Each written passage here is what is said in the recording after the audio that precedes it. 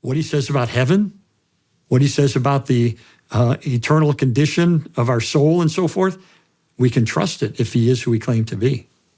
When we're talking about sin, and if you get to know Jesus, all sins are forgiven. Yeah.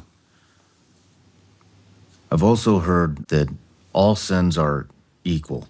Stealing is the same as murder, is the same as rape, is the same as... Yeah. And then I've heard there are cardinal sins, and which is it? I think there are gradations of sin. I don't think they're all equal.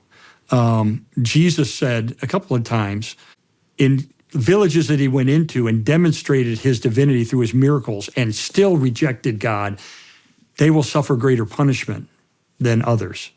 In other words, people who had advanced knowledge of him through his miracles and so forth, and yet reject him anyway, they will be judged more harshly than those who didn't see those miracles and so forth.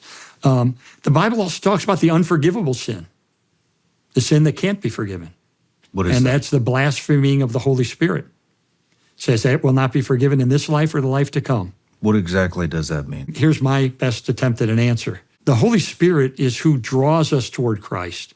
He is the one seeking us before we even seek God. To blaspheme the Holy Spirit is to turn our back on that. And you live your life saying, I don't care about God, and you die in a way that means you're going to end up paying for your own sin because you didn't accept Jesus' payment on your behalf.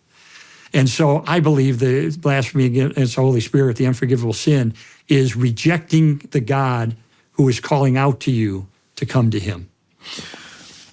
Did you not do that when you were an atheist? I did it, but the end of my life wasn't there yet. In other words, after that, then I accepted. You know, you live a life opposed to God as an atheist, or I did, and but then that turns when you come to faith.